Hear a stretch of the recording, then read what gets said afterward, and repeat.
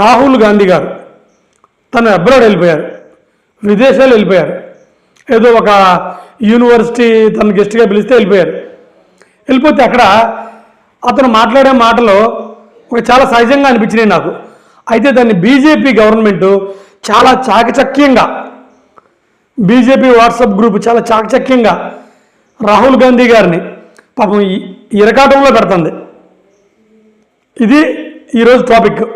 ఎందుకంటే రాహుల్ గాంధీ గారు ఏమన్నారు, బీజేపీ గవర్నమెంటు తను ఏం చేస్తుంది, ఇంకా రాహుల్ గాంధీ గారి తప్పు లేదా, నాకు అనిపించింది చెప్తాను. పాయింట్ వద్దాం. అక్కడ వాళ్ళు ఆ యూనివర్సిటీలో కొంతమంది రాహుల్ గాంధీ గారిని ఇలా అడిగారు.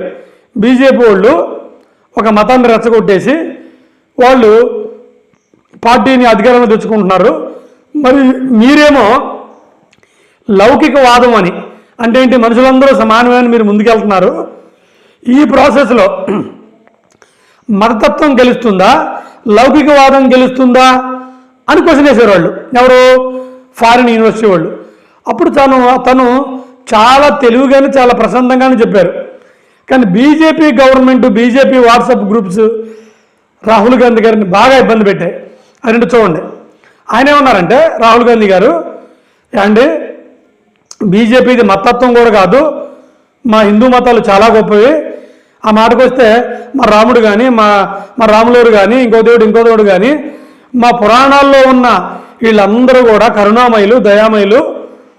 మా పురాణాలు, మా కాల్పనిక కథలు, మా కథల్లో ఉన్న అన్ని క్యారెక్టర్లు కూడా రాముడు కానీ హనుమంతుడు కానీ ఇలా ఏ క్యారెక్టర్ని తీసుకుంటా మంచి కథలే, మంచి క్యారెక్టర్లో కరుణ, జాలి, దయ ఇటు అన్నీ ఉన్నాయి వాటికి, ఆ క్యారెక్టర్లకే లేదా ఆ దేవుళ్ళకి.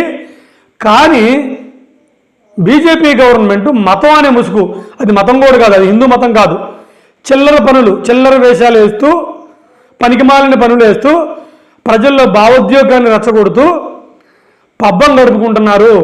కానీ ఏ రోజుకైనా మనుషులందరూ ఒక్కటే, మనుషులందరూ మనిషి జాతి, మన లౌకికవాదం గొప్పదని మా భారతీయులు తెలుసుకునే రోజు దగ్గరకు వచ్చింది.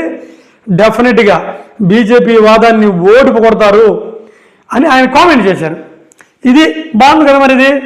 అయితే ఇక్కడే బీజేపీ వాళ్ళు రాహుల్ గాంధీ గారు ఏం మాట్లాడతారా, ఇందులో వాళ్ళు సిద్ధహస్తులు, వాళ్ళు చాలా చాకచక్యంగా, అదిగో మన రాహుల్ గాంధీ గారు, అతనికి రాముడు గారంటే దేవుడు కాదంట, అతని పురాణ కథల్లో ఒక కథ అంట, కాల్పనిక కథ అంట, అసలు రాముడు లేడంట, అందుకే అతను కూడా చూడు మొన్న రామాలయం ఓపెనింగ్ కూడా రాలేదు.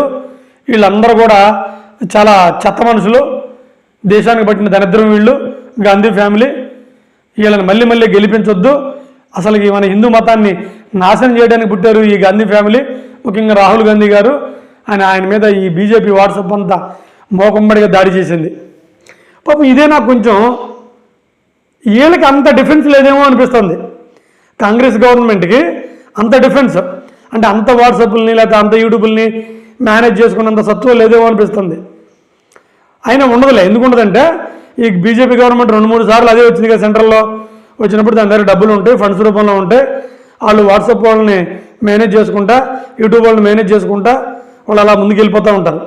పాపం అందులో ఏముంది, చాగంటి కోటేశ్వరరావు కానీ, గరిపాటి నరసింహరావు కానీ, లేకపోతే ఇంకో ఒక ఆధ్యాత్మికవేత్తలు కానీ వాళ్ళు చెప్పేది అదే కదా, రాముడు దేవుడు కాదు, అతను క్షత్రియుడు, లేదు అతను ఒక పురాణ పురుషుడు, వీళ్ళందరూ చెప్తారు. వాళ్ళు చెప్పినప్పుడు వీళ్ళు ఏమనరు. కానీ రాహుల్ గాంధీ గారు పాపం అంటే మొత్తం తగిలేసుకుంటారు. ఏమైనప్పటికీ నా ఉద్దేశం ఏంటంటే సెంటర్ అయినా స్టేట్ అయినా ప్రతిపక్షం పార్టీ ఉండాల్సిందే. అలా లేకపోతే ఏ దేశమైనా ఏ రాష్ట్రమైనా నియంతృత్వ పాలన వస్తుంది. అలా వస్తే ప్రజలు పాపం అల్లాడిపోతారు. అది ఒక దేశానికి రాష్ట్రానికి మంచిది కాదనేది నా ఉద్దేశం. ఏమైనప్పటికీ బీజేపీ మాత్రం ఒక విషయాన్ని వక్రీకరించి గొప్ప అవ్వడంలో మాత్రం సక్సెస్ అవుతుంది. అది నా పాయింట్. దయచేసి కొంచెం ఛానల్ని సబ్స్క్రైబ్ చేయండి.